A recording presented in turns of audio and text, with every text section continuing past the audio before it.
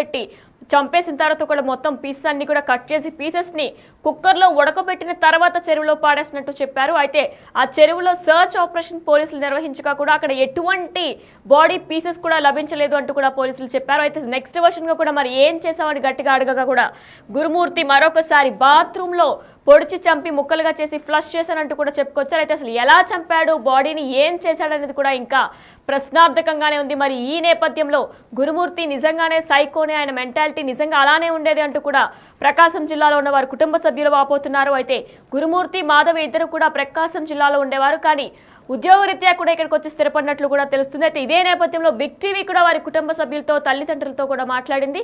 అసలు వీరిద్దరు బంధం ఎలా ఉండేది, గురుమూర్తి ఎలా ఉండేవాడు, పిల్లల్ని ఎలా చూసుకునేవాడు, తన భార్యతో ఎలా ఉండేవాడు అని కూడా బిగ్ టీవీ మాట్లాడింది. అలానే మాధవి చనిపోయే ముందు కూడా వారి కుటుంబ సభ్యులతో ఏం మాట్లాడిందని కూడా బిగ్ టీవీ అడిగే ప్రయత్నం చేసింది. అయితే మొత్తం కూడా కుటుంబ సభ్యులు అసలు గురుమూర్తి గురించి ఏం చెప్పారు, మాధవి ఏం మాట్లాడిందని కూడా ఇప్పుడు ఒకసారి చూద్దాం. వెంకటి మాధవి నా మనవరాలు.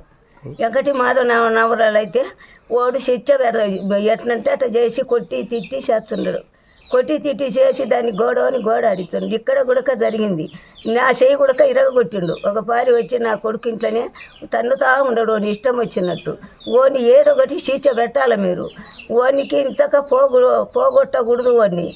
వాడు పెళ్ళి 13 సంవత్సరాలు పెళ్ళయింది. 13 సంవత్సరాలు పెళ్ళయి ఓని ఎట్టనంటే అట్ట మాట్లాడి తన్నడం, చెయ్యడం, కొట్టడం, తిట్టడం అందరూ, వాళ్ళ ఆడబిడ్డ గుడక, ఓని అక్క గుడక అందరూ ఈ రకంగా చేసిండ్రు నా మనవరాల్ని. నా పెద్ద కొడుకు కూతురు ఆ రకంగా చేసి ఆ రకంగా చెందిండు.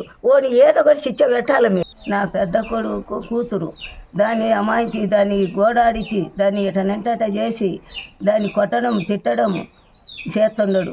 అప్పో తెచ్చుకొని నా కొడుకు కంపెనీలలో 3 ఆడపిల్లలు అప్పో తెచ్చుకొని కంపెనీలలో చేసిండు. చేసి